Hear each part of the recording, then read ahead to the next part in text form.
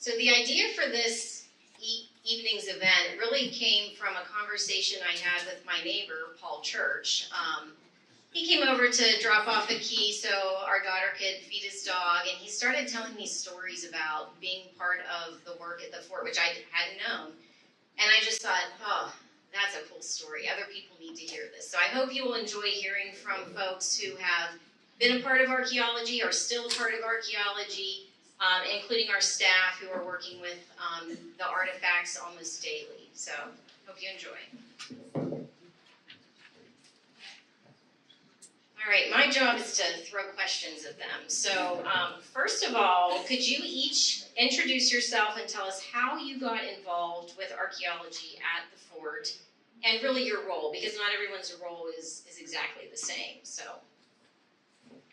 hello everybody. Thanks for coming tonight. I'm Matt Galt, I'm the Director of Education, so yeah, thank you for being here.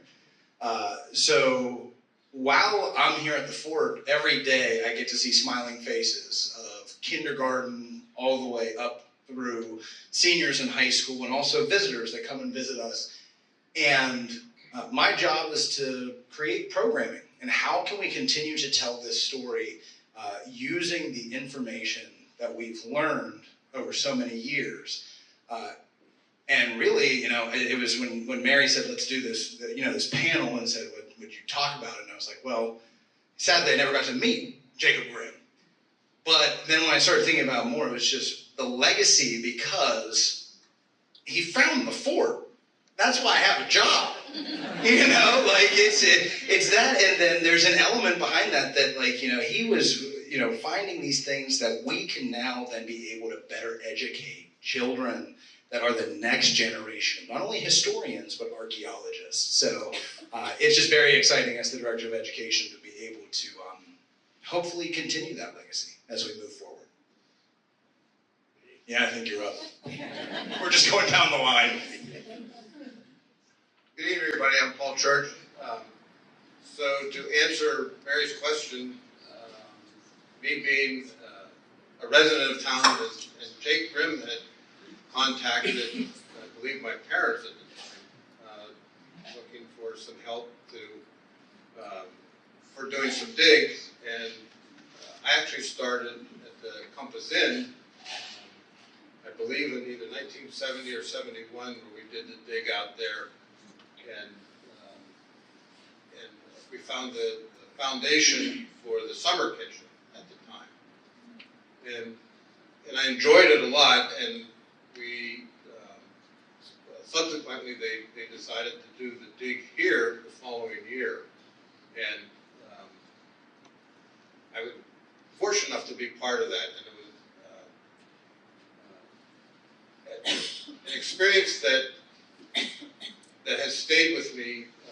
I'm in the building profession, and we would get so excited when we would find artifacts that we knew were extremely old and valuable, that anytime I build something out, I'm always putting dated money in the framework of houses. So the next person, whenever, how many years down the road, they'll find that, and I hope they get as excited as I was when we were digging things up. So I very, very early on, but it was the dig here was incredible for us. Good evening, everybody. I'm Shirley McWillis Ice Group. I am currently the Pennsylvania Room Archivist at Ligonier Valley Library, but I started working here. I graduated from college Sunday evening. I started working here at 10 o'clock Tuesday morning. And the man who was the director then, the boss, Dick Bittner, said, when he hired me in the spring, he said, well, I'll give you a date to unpack. But anyway, I was hired initially as a tour guide, candle dipper, selling souvenirs and selling admission tickets. And I wasn't even here 2 weeks when Jake's assistant, Kathy Hawks, said, I need help and I want her. And so one day, 2 days a week, I started working on the archaeology, and it was not called the collections department then, it was called the archaeology department, obviously. But I started helping with exhibits and working on the artifacts. And the spot, if you all went downstairs to see the storage area,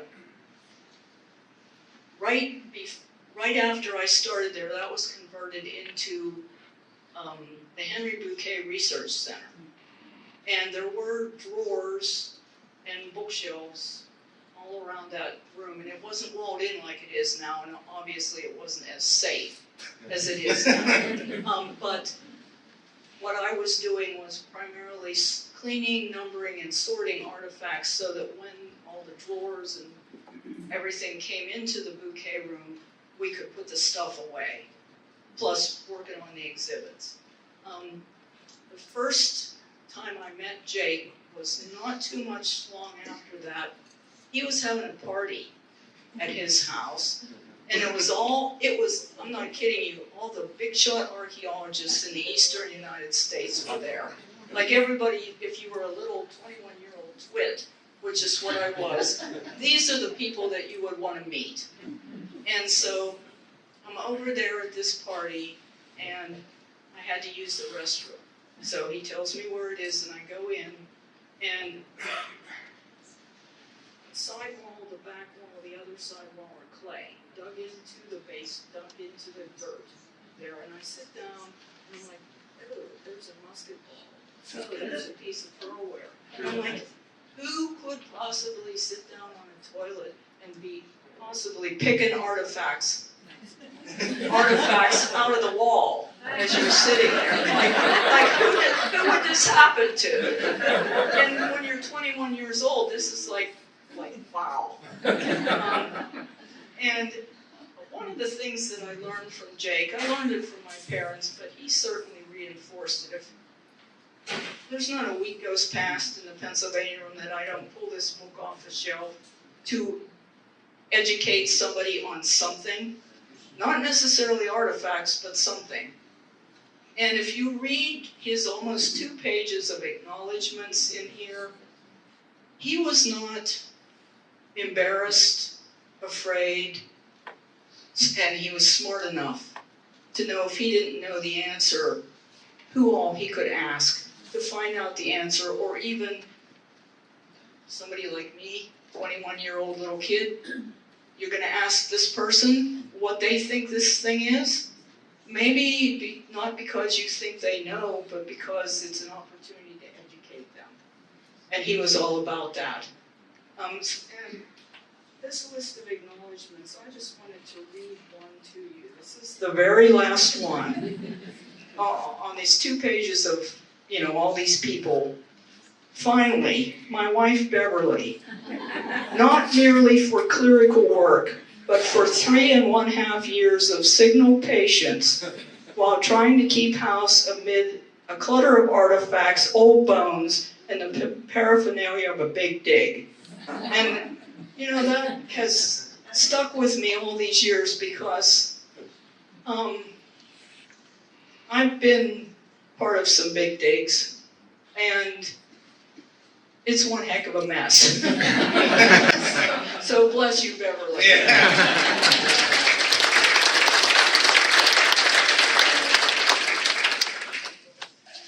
Thank you. Hello again.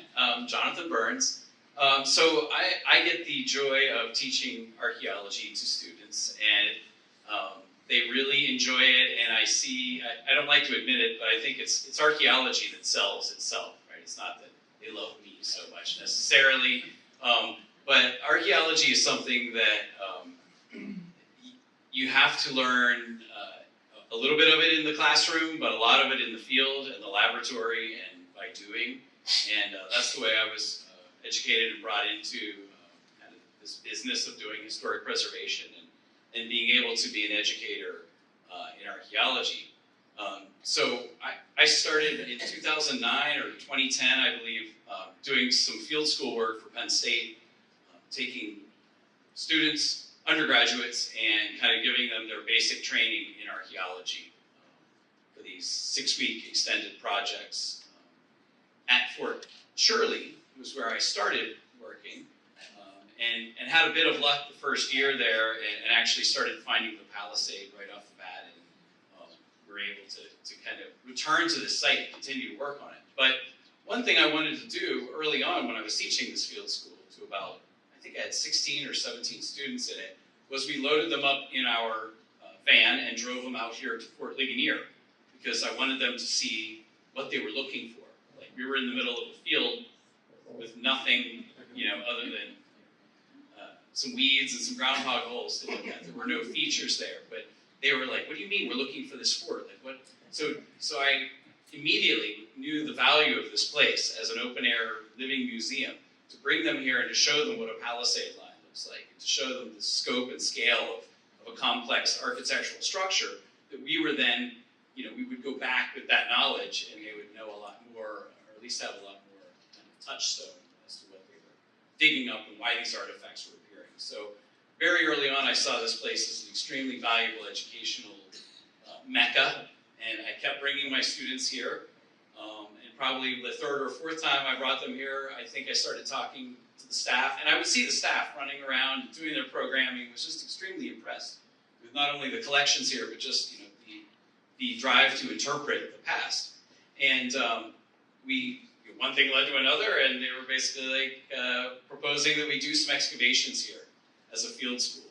And when I started doing that and bringing students out here, it was a game changer for and helped me develop as an archaeologist, but also really develop this program as a place that you could come here in a supported kind of situation where you're learning new things and you see and interact with professionals in the field, get to see this stuff firsthand in a museum, and the synergy was excellent. So I've been doing it ever since, and hopefully can continue to do that into the future here. But we started off by looking for to widen out the footprint of the fort, to see if there were other areas that we could find archaeologically. And then Brad told me if we could find those, we will build these outer retrenchments and artillery emplacements. And it was really awesome to kind of see how this team is willing to accept new information. Right? It's not just fossilized. This team is not afraid to say, hey, maybe we can reinterpret this or interpret this better or in a different way. So I haven't been able to stop returning, and hopefully, again, this partnership continues as we move the ball forward, like Jacob Grimm would have wanted us to, in interpreting this past, bringing it to life for the public.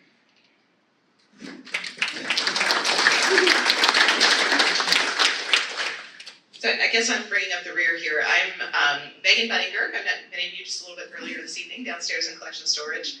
I'm the collections manager here at the fort, which means I'm now the one charged with taking care of all the things that Jacob Grimm and his team found here at the fort, along with all of our other object collections. And I've only been here 2 years, but I had a long previous career in Virginia for 20 years working at various historical sites that had large archaeology programs. I actually started out thinking I was going to be an archaeologist, but I quickly discovered that field archaeology and I were not going to be friends.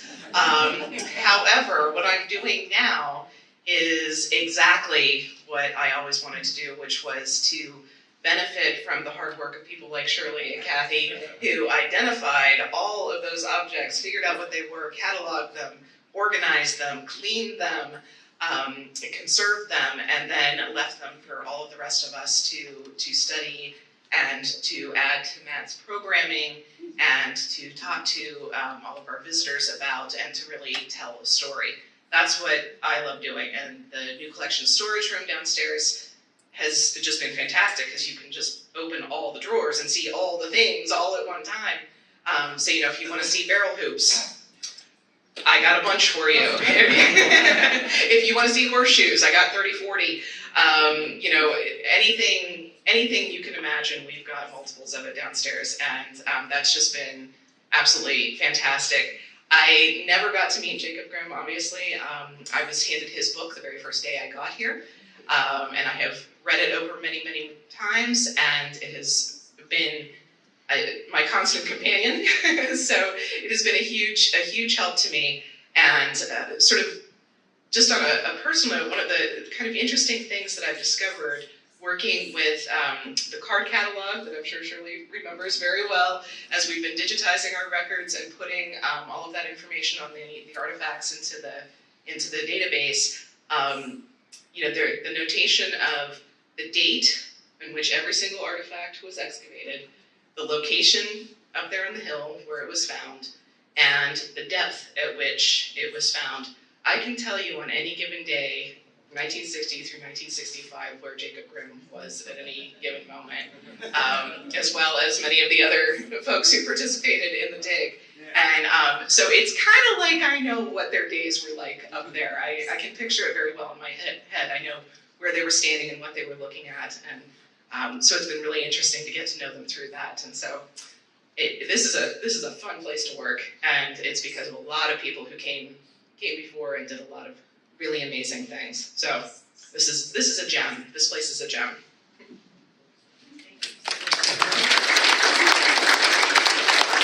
All right, question number 2. So because everyone has different levels of experience, they're either currently working with the collection or previously did. This question is sort of like in the past, but also in the present. So what was it like being part of an archaeological investigation, working with the collection or the information? So just kind of describe what it was like being part of that. I'll go first. Yeah. Well, I think just, again, having the collection back on site and being able, I get to go down and pester Megan all the time. She hates it. But I get to come down and I can, ask, all right, tell me what they were finding near this building. I want to, let's talk about that a little bit more in depth. I need some programming that we're going to have kids, that they're going to be here. What can we nail down? Okay, we got a bunch of lead that's been out here. We got musket balls. Let's have them roll cartridges up here. I can find that in the primary sources. I go look at Colonel Bouquet talking about that. Bam, we got a program. So I mean, just being able to work with those artifacts and then be able to grow from them. They're not just objects from 250 years ago. Like they're tools. Like we can still use them in such a great way that's going to impact the future. So being able to do that on any given day, and then when Jonathan has been here, getting to go out with him.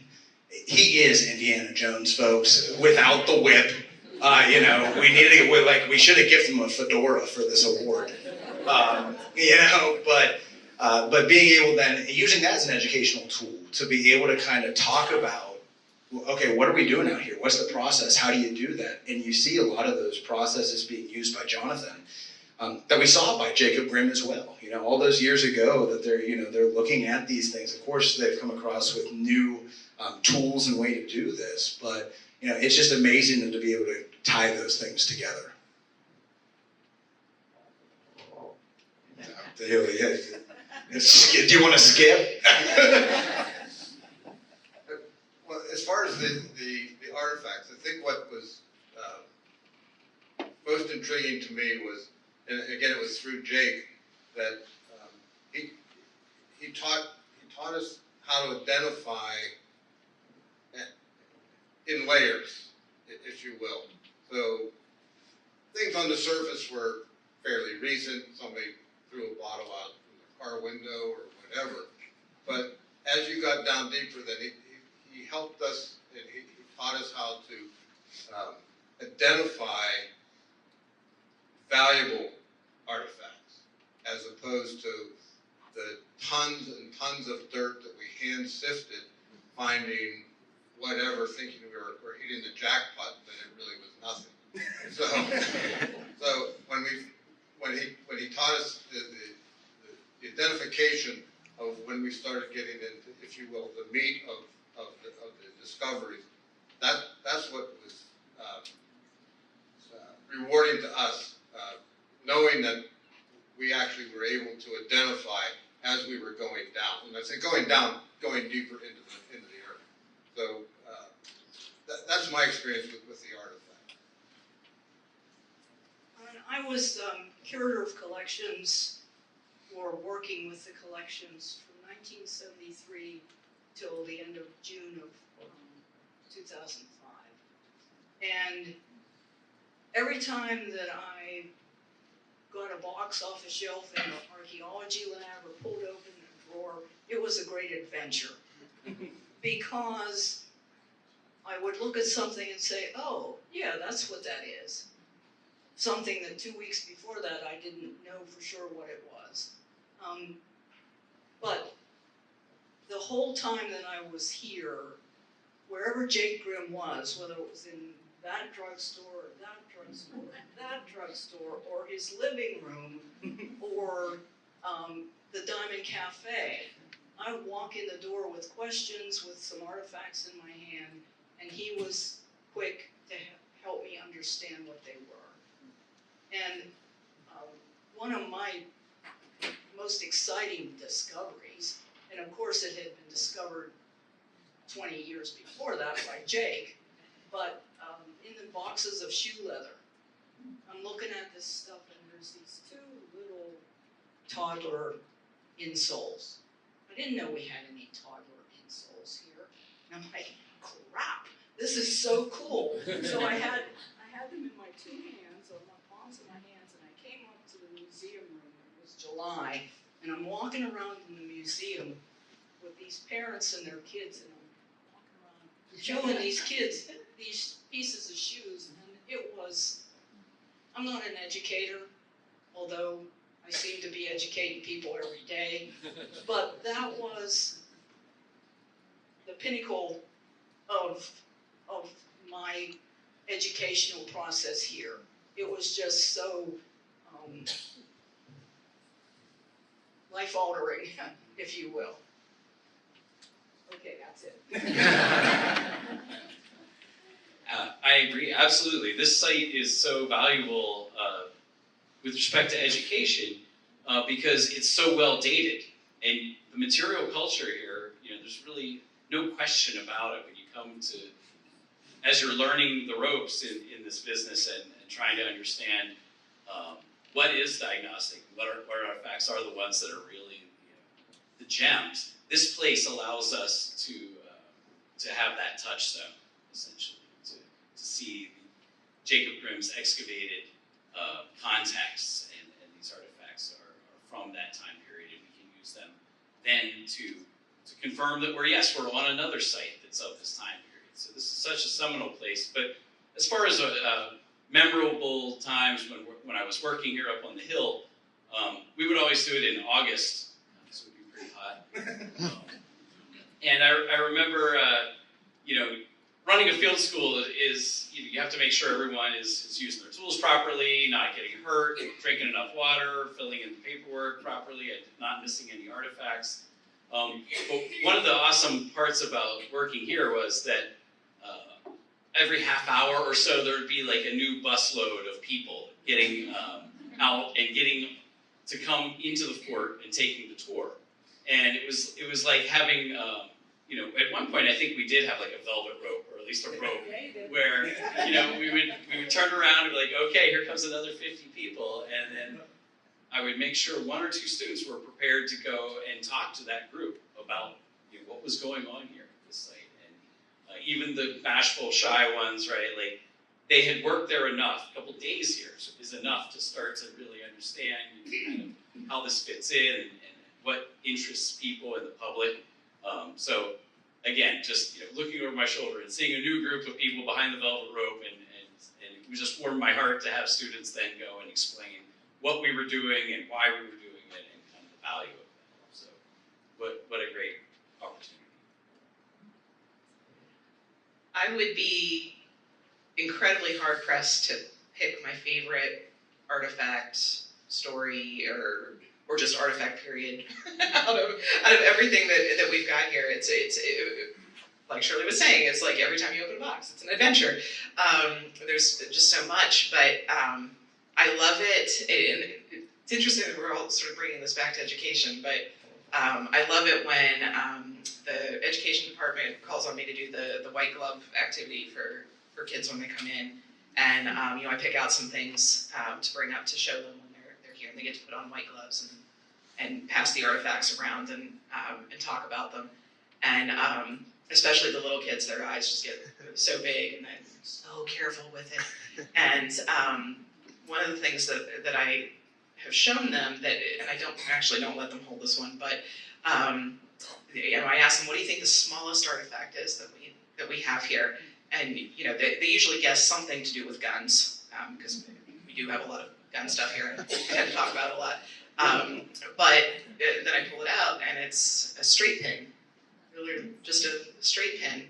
And we have hundreds of those. And it's because there were women here, quite a few women here, and those straight pins were holding their clothes together. And they lost them on the grounds all the time. And now we have some of our interpreters in the back who interpret that story for us here on site, and they have those pins in their clothes. And someday, hundreds of years from now, somebody's going to find those in another archaeological dig and be very confused. But that is a problem. but it's just this little tiny fragment of metal, and it made it. It survived. It's still here, and it indicates a whole person was here that we don't normally think about and don't normally talk about. And just to see that light go off in the kids' eyes is that's really cool. And although I would have also liked to have been in the field to find that tiny little literal needle in a haystack, that would be pretty cool. All right, so we are on to question number 3. So I want you to share a favorite memory about the archaeology work you were involved in. And I'm going to start with Paul, because this is what kind of set this whole program in motion, was the story he told me. And then Shirley has an even better one to follow that one. So, okay, Paul, go ahead. Okay, so when we were doing the dig here, and we were deep, if you see the pictures out in the museum, we were deep. We started, and somehow it was documented there was a small stream that came down what is now Loyal Hannah Street, and went around the fort and went into the Loyal Hannah Creek, what we know now. But anyways, it was determined that stream bed was about 14 feet down below what is now surface here. So the trench was opened up with a backhoe, and Nevin Bossard and I were charged with doing that dig in, I believe it was the summer of '72, I believe. And so we were down, and it was deep mud, the heavy gray clay that had to be lifted off before we even get into our digging. But there's a picture in the museum of a full rifle muzzleloader that we found just laid out, which was extremely interesting. But I found a mortar shell, and we were using little trowels for digging, and I started just chipping some of the rust away off the mortar shell, and I hit a section and it started hissing at me. So we determined it was a live shell, and I'm here to tell you that I survived. But that alone was that's when the impact. I mean, we found the leather goods, we found the rifle laid out, but the mortar shell was that was kind of the pinnacle of my part of the digging here in that year. But having the hissing sound and smelling, it smelled like sulfur to me. But it's like, and Nevin just started laughing. That was a live shell, but that was truly a great experience that day. That was probably my favorite story that I've heard, but Do you want me to? we'll let Shirley tell her similar story. Oh, yeah, there's and then okay. we will let you tell your own favorite memory, but these two stories go really well together. And I just have to say, we have a very different procedure these days for if we find live artillery. We call the bomb squad, basically. So Give it to Matt. So, I don't know, probably in 1974 or so, my spot where I worked here when I was doing paperwork or working on artifacts was in the archaeology lab. One of those great big tables that's now, when we look through the glass windows downstairs, was over there. So underneath that table were 4 Civil War mortar balls. The big ones, like this big around. There were 4 of them there, and there were 9 of them in the Ford's barn up here, up on the Little Hannah Street. And how Fort Ligonier came by those, they were where Lake Trobe Hospital is now. There was a park, and back in the day, all the parks had Civil War cannons in them and the pyramids of cannonballs. So those balls came Saturday nights when the drunks hung out in that park and knocked the pyramid down and rolled the balls off the cliff into the Low Hannah Creek. Jake Grimm gets a phone call one day. We found cannonballs in the Low Hannah, so he and I think Dick Bittner, who was a manager here, went and got them all. So 4 of them were in the lab under my feet. The other 9 were up there. When I would sit at that table, I would put my feet on them and go like this. So one day, we moved them out from under there to take a look at them. They had holes in them. I'm like, ooh, these are mortar balls. So we called Letterkenny Army Base up. They sent their bomb squad out here with their bomb-proof truck. They hauled them all back to Letterkenny, put them in a bunker, and blew them up. But the story is that, me banging them back and forth, blowing up this building, this whole unbeknownst to me, again, being, like 21, 22-year-old, naive little footsie. Anyway, you have to watch what kind of armament you dig up.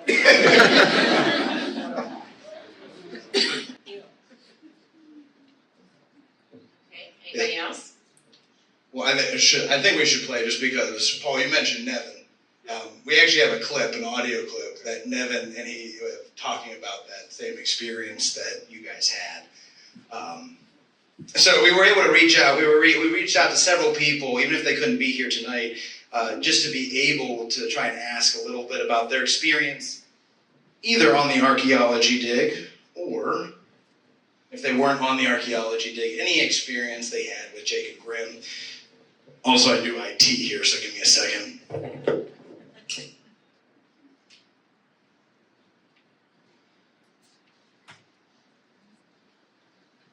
The summer after my first year in college, the fort was putting on an extension to the museum.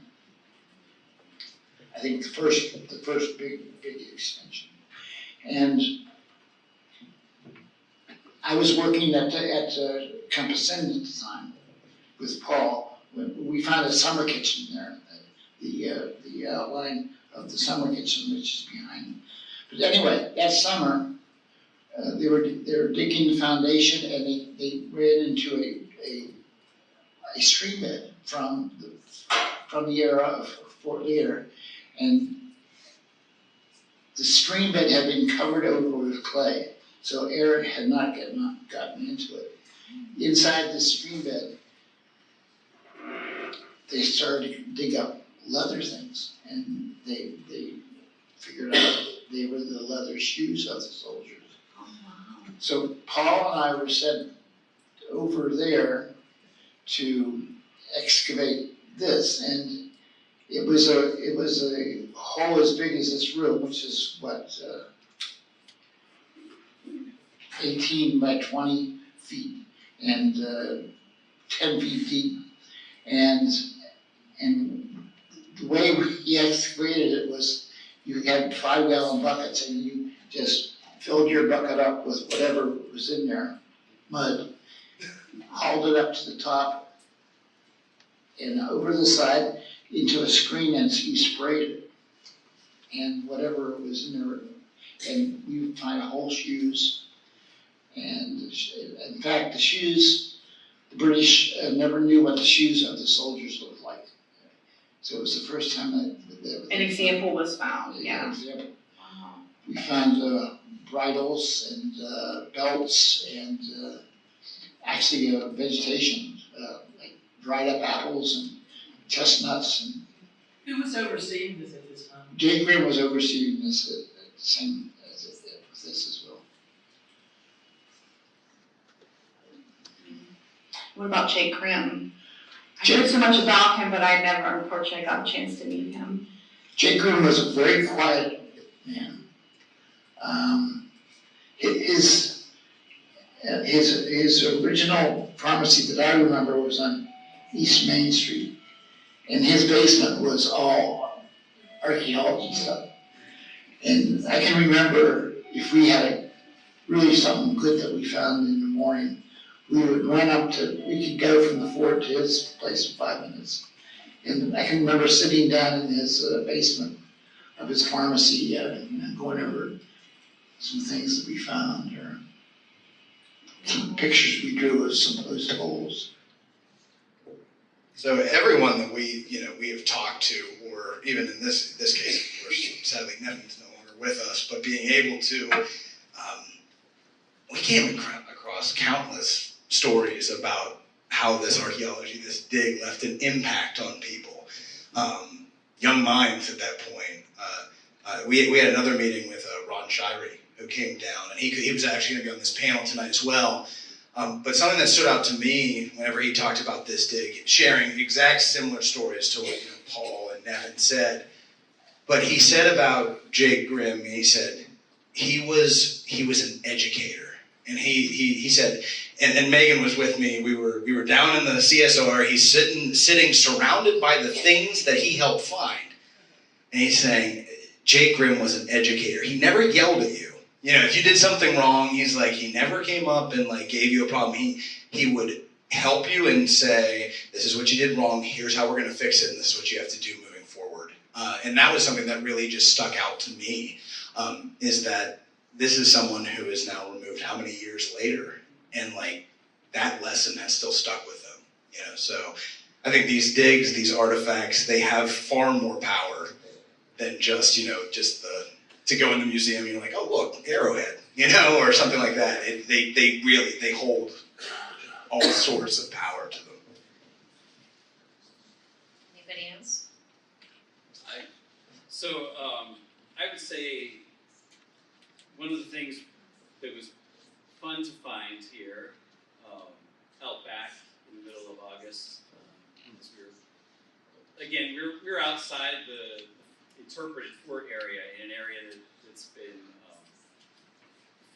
Ligonier grew up around this area. Ligonier grew up around this area. Oh, there you go. That's the IT. So doing the archaeology is a little less than straightforward. So we were up there, digging away and toiling to complete these trenches, looking for any artifacts that might be part of, this historic approach. And one day we found a button that was beautiful. So, I ran over to Erica. She was director of collections at the time. And I was like, Erica, we found a button. She's like, oh wow, you found a Revolutionary War button, because it said USA on it. So I thought that was a little weird to begin with. But I was still excited. I was like, how awesome this button is. And she's like, yeah, if you flip it over and you kind of do a little bit of calculation and measuring here, you can tell that this is a reproduction. So I started learning very early on about the reenactor factor and sites like this, right? So it happened to be at Fort Roberto. One of my students, when we were metal detecting, stood up with a scalping knife, that was, not rusted. We knew that it was only in the field for a couple of years. But one of the coolest things that I got to see come out of the ground here up on the hill, from one of our trenches, was a horse bell or a cattle bell, and that's part of the story here too. Is not only the soldiers, but also all the support folks, but also the cattle and livestock and animals that would have needed to have been fed and taken care of. So, and it was neat to see the staff here when they were excited. They were like, "Oh wow, now we can give Fort Ticonderoga's bell back." They had one here on display because they didn't have their own here from this site, and we got to actually find one here on the ground and put that one on display here and sent the other one home to Fort Ticonderoga. So again, it's just that kind of opportunity as an archaeologist to find stuff that dates to these expeditions, 1758. That's what we live for. So I was happy to see that, and I like to steer clear of the reenactor items, but they're interesting as well. Okay, I could pick several, but I'll go with this one because I think most of the staff here has heard me say this a bajillion times. But so I'm a ceramics nerd. I love ceramics, and so Yes, she is. And when Matt comes down to CSR and annoys me, I'm like, let me tell you about ceramics, Matt. And then he's there for another hour. So, in my previous place of employment, it was like the biggest day ever. Our archaeologists out in the field found this little teeny tiny fragment of bright gold glaze on it, and they determined after a few days that it was a piece of a mid-18th century pineapple teapot or teacup, which many of you will know. We have one on display over in the archaeology gallery, and we have that on display because pieces of one were found here during the 60s digs. And when I first got here, I was unaware of the pineapple teapot and was going through records and things downstairs and found a card for a fragment of pineapple teapot. And I thought, oh my gosh, my entire career I've only ever seen one fragment of a real pineapple teapot, and we had spent years, at my previous job looking for this thing. And then I pulled out another card, and it was for another fragment. And then by the time I got through the day, it was like 14 fragments of this pineapple teapot. I thought I'd died and gone to heaven. And so now I tell people about the pineapple teapot constantly, and I'm sure they are very, very over it. But it's one of those things it was a rarity in the time because it was such a luxury good and so hard to import it, and then for it to have made it over the mountains with the military and end up here and was serving an officer tea up there on the hill in the midst of war is, my previous job I was excavating George Washington's childhood home. You kind of get why there might be a pineapple teapot there. Here, I couldn't believe that here is where they found all the pieces of this pineapple teapot. So that was a big day, and that was my first day. All right, last question. So, as I was contacting people to participate in this program, a lot of who couldn't be here this evening, one thing I heard repeatedly was, Jake, what a great guy. Jake was an awesome man. I loved working with him. I learned so much from him over and over and over again. So, kind of as a last little comment, what impact did Jake Grimm or his work have on you personally or professionally? IT. Well, I'd say in a professional capacity, you have not lived until you've seen one of your summer campers come around the corner and they've been doing the archaeology dig and there's dirt all over their face because they learned the exact skills of how to do archaeology by digging with their hands, and that's it. It's so much so it seems like they're eating the dirt. But I just mean in the sense of being able to share, again, with young minds about that process, about how you can go do this, about how you can actually, for the future, go find these things, that this can be a job. This can be a profession. Several of these people, but down there, because a lot of students who come through our doors, they think that history is just, I'm going to go study or teach and that's it. I don't have another option, or I have to write a book. It's an opportunity to show them through archaeology, through the work we do here at the museum, that there's some pretty cool stuff that you can do with this. And just on a personal level and impact, again, I mentioned at the beginning, I never got to meet Jacob Grimm. But when I first started my full-time job here as the assistant director of education, I was actually, I was going through the book, kind of like how Megan got the book the first day, I'm going through that too. And I was told, Jacob Grimm's wife still lives, right up in town. And I'm like, can I go up and say hello? And they're like, if she answers the door, you can. Well, I did, and there it was. I knocked on the door, and would you believe it? She answered and told me stories. You know, I remember the one that I remember the most. She's like, yeah, on the dining room table, he'd come home and I'd have to try and stop the kids from touching everything because it's all over the table. But you know, it's just, and it's those little stories that kind of stick with you forever. I think you can kind of see that from this panel. But that was, you know, that was one of the, as a young professional, first, you know, starting out here at Fort Ligonier, there was an impact there just through it, and that was through you. So thank you, I appreciate that. So the impact for me was learning how to accurately throw dirt. Because we threw a lot of dirt. But, so shovelfuls after shovelfuls, we're talking tons and tons per year. You know that. It's all hand. But no, Jake was always there for us. And when we were doing the dig here, Nevin and I literally, we got so excited we started finding the really cool artifacts that we just didn't, we had no idea we were going to get into what we got into. And we were finding stuff that we didn't want to stop. And I went home for dinner, I talked to my father, and somehow he rigged up lights for us. And we were digging under the lights, and I remember going to Bev and Jake's house. They were watching the 11 o'clock news. And we found, I can't remember what we found, but I had to go over and show them. And Jake said, boys, you know, this is great. I'll see you in the morning. It truly was, he just put that in you, and we just, as I said earlier, it stuck with me finding artifacts that I bury artifacts in people's homes now. Every time we work on it. So, and the last thing I had was, if you remember Polly Kent, who was, she was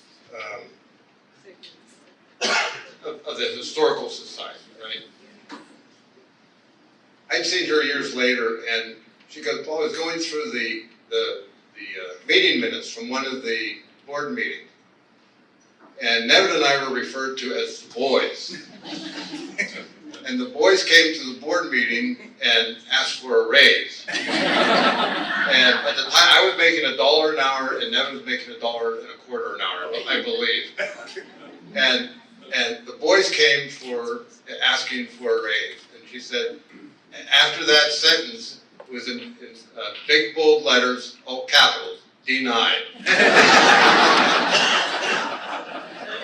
Anyway, but Jake just made you keep going because he knew there was value in what we were finding, and he knew the experience would always be with you. And that's kind of the same thing with me. Like I said, anything that came out of a drawer downstairs or a cardboard box or a plastic box or out of a, like in 77 we dug primarily in the back where the wing along Route 30 is. We were 12 feet down, and there's a couple pretty great pictures of me in the mud up to here. Finding a bayonet, finding musket balls, shoe parts. But that was out close to the Route 30. Closer to where the walk goes out the back of the museum, the ground was a little bit thicker. It wasn't mud, but when you walked on it, it went like this, and you're like, well, what's going to happen here? Quivering like, you know, is there going to be a geyser come up out of the ground or what?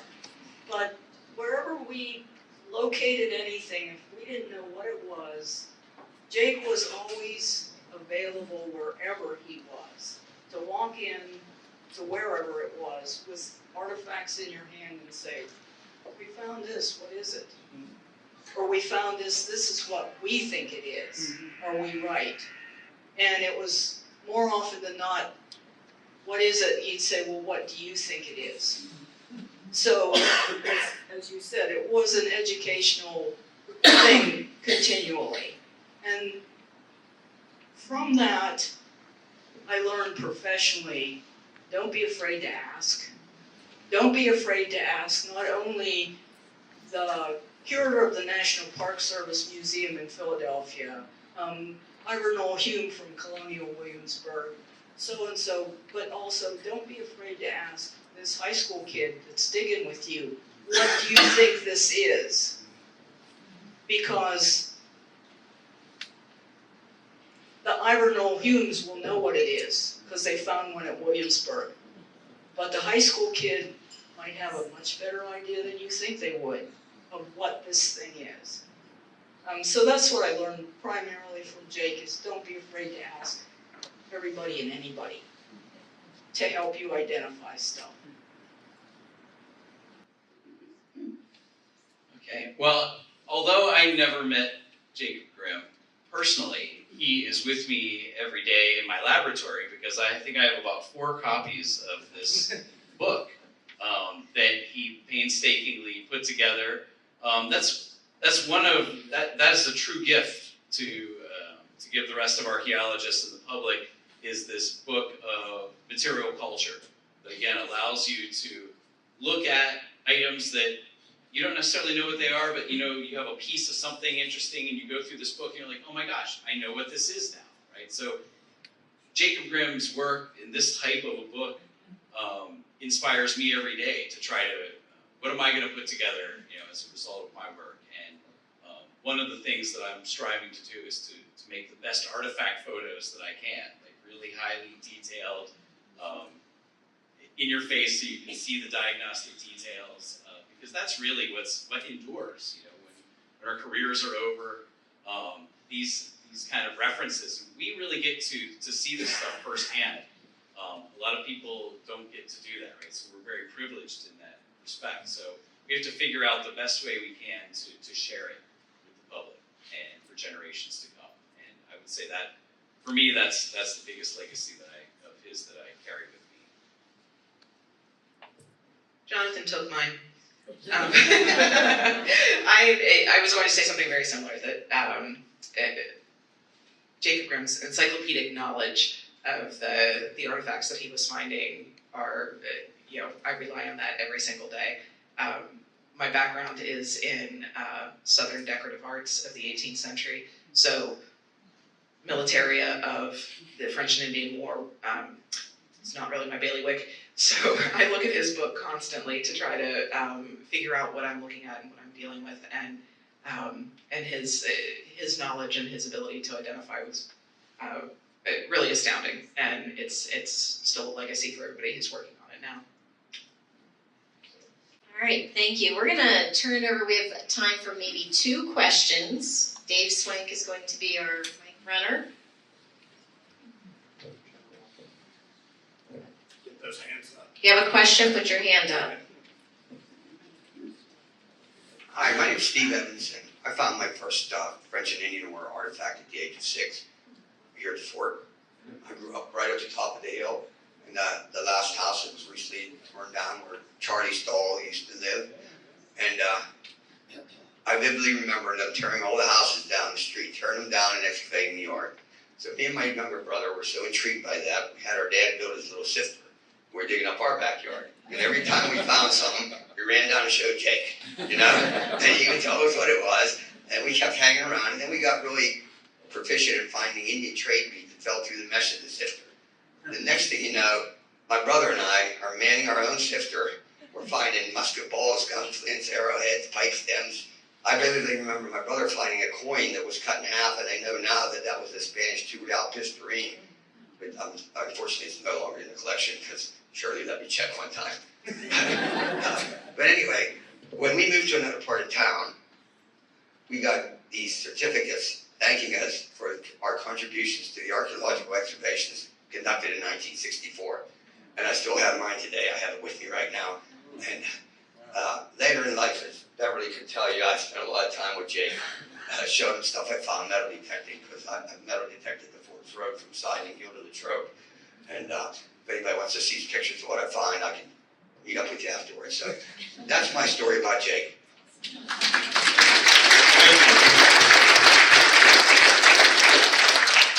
Any other questions?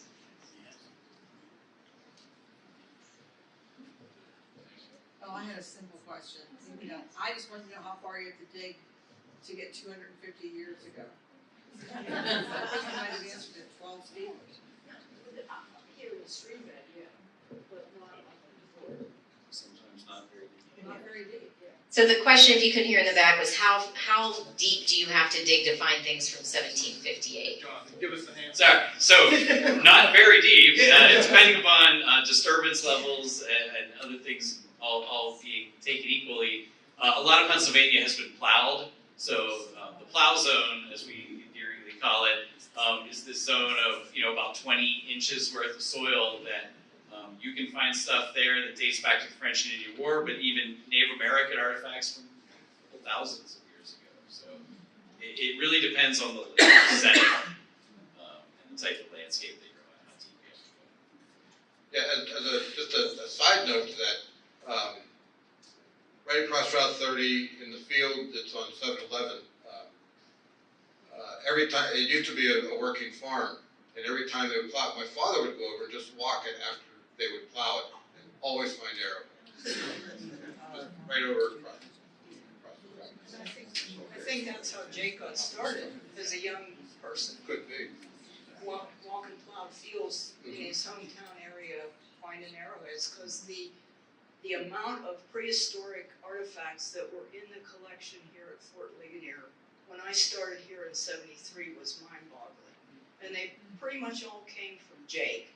They're, with his permission, we transferred most of them to the State Museum in Harrisburg because the State Museum was at that time more interested in prehistoric sites, it seemed, than they were in historic sites. And so it was felt that if we cleared out the storage areas here of the stuff that Fort Ligonier wasn't really interested in, that didn't help tell Fort Ligonier's story, Harrisburg could make better use of them to tell the prehistory of Pennsylvania. So pretty much that's where they all went. I didn't hear anyone speak to how Mr. Grimm ever got into archaeology. He didn't study it, as I understand it. How did he get started? Pretty much Just I walking think the what plowed I said, fields? plus he did archaeology at all kinds of prehistoric sites and all kinds of other historic sites. Some of them just little tiny things, where the artifact assemblage was 11 things. Sometimes like his yard, 40,000, 80,000, whatever it is, but he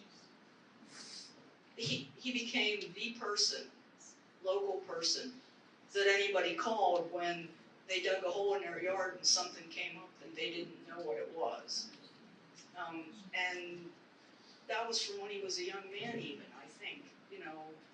The neighbors knew that he knew what he was looking at in the way of prehistoric Indian artifacts. And so he was the guy that, hey, we're gonna plow this field today, you ought to come walk it and see what's here. All right, last question over here. This is a question for the old timers. Sorry, Bev, you might be the one that has to answer this question. I was privileged to know Jake just a little bit toward the end of his life, and a question I always wanted to ask him was, we're talking about Jake after he came home from being part of what Tom Brokaw called the greatest generation. And if you watch Masters of the Air, that gives you a little insight into what his younger life had been. And I always wanted to ask him if, when he was working on this site here as a veteran, as someone who had served in the Second World War, did he ever reflect on the connection between his life as a as a veteran of the Second World War and the the material that was coming out of the ground, and the fact that this was a military site.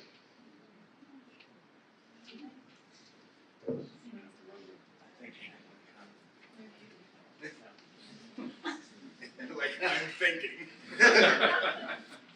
I think when my dad got away a little bit from the Fort Ligonier time period of when he did archaeology, he threw his full passion into his World War II research.